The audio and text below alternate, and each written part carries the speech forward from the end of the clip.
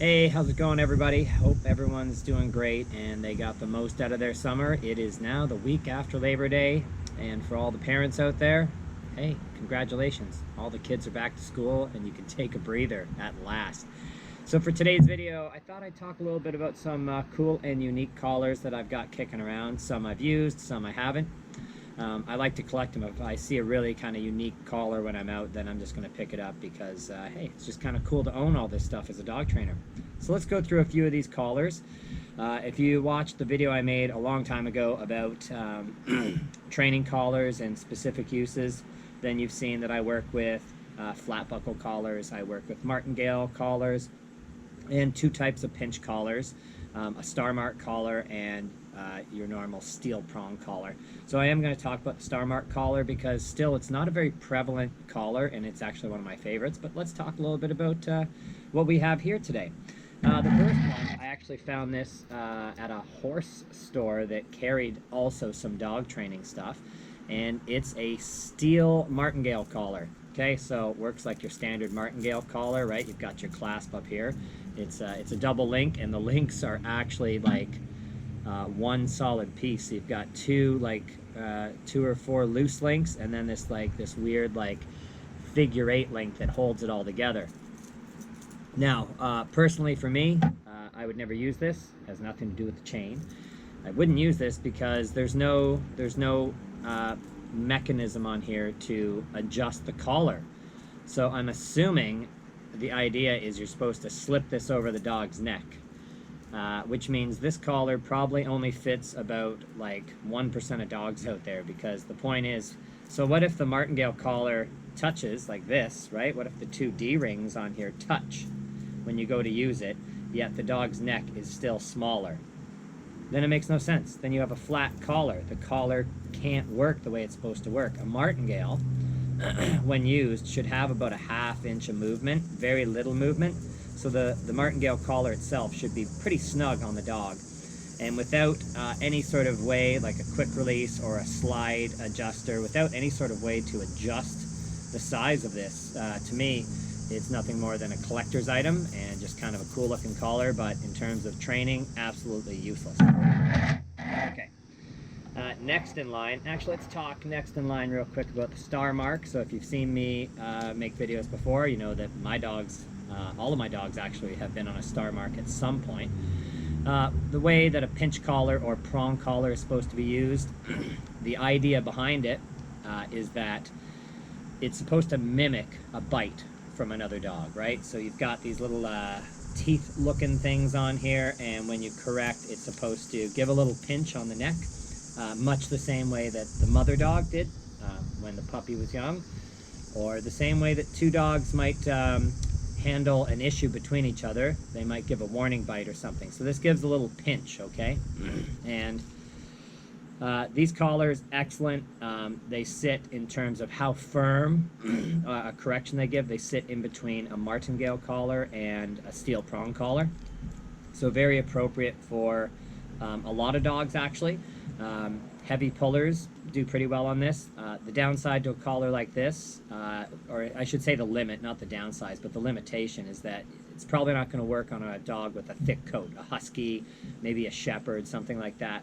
Once the coat is really thick, this won't be able to penetrate, and you're probably going to have to use a steel prong collar in order to penetrate through the coat.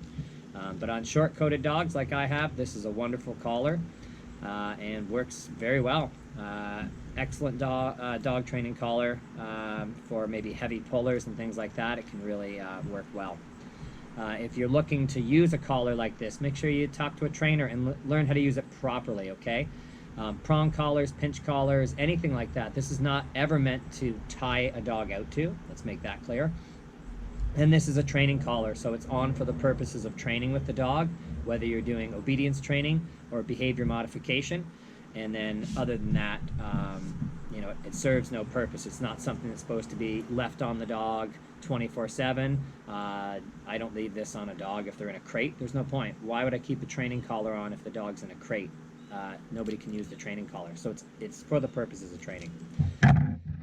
This collar here, So years ago, maybe it's still airing somewhere on some lonely TV channel, but there was a gentleman named Don Sullivan, known as the Dog Father, and he was a TV trainer. So think Caesar Milan, maybe prior to Caesar Milan, a little bit earlier. It might have been around the same time. He's early 2000s, and I don't know if this came first and then the Star Mark collar, if the Star Mark was out. I suspect that this collar was first, but I could be wrong. So this is Don Sullivan's Command collar, and this one's seen some wear and tear. You can see it's coming apart here, but I actually got this off of a client. Much gentler again than the Star Mark collar, so maybe a step up from a martingale collar, but not much. Okay, and again, they're trying to mimic with these little triangles here. They're trying to mimic a dog bite. And the one thing, a problem about this, it's very clunky, so the action where you're supposed to give a quick little pop on the leash to correct, it's not going to work on this one because all of this cordage here has frayed out, and I feel that the cordage is too stiff. So to me, this is almost like a concept collar. They're heading in the right direction, but when put into practice, this one actually didn't work that well. And just like the Star Mark, you basically add or remove links in order to adjust the size on this collar. Okay, but that's Don Sullivan's Command collar. All right. And the last one, a lot of people probably haven't seen this, but I know some of my fellow dog trainers are using this. This is the Herm Sprenger Neck Tech. Okay, and it comes in a variety. This one here has a little carabiner quick release on here. All right, that I can spin up and lock so that it can't come off. And it might look like a very firm training collar, but it's actually not. All of these little tips are very rounded, and it's actually gentler than a steel prong collar. So I would say maybe a tiny bit firmer than the Star Mark, but maybe not even firmer. So probably sits in around the same level as the Star Mark collar in terms of like how firm of a correction that this collar has the ability to give, or you know, if you're dealing with a heavy puller, this collar might work, might not. It's actually a little gentler than a steel prong collar, but a lot of people haven't seen this.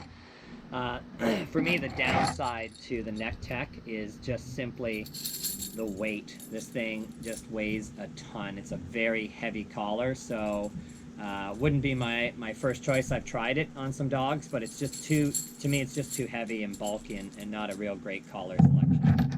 Okay, so I just thought I'd share a couple of cool, unique collars that maybe nobody's seen out there before, or has heard of and hasn't seen, or would like more information on. So there you go. Star Mark training collar, Don Sullivan's Command collar, the Herm Sprenger Neck Tech, and our very weird steel martingale collar here. Okay, guys?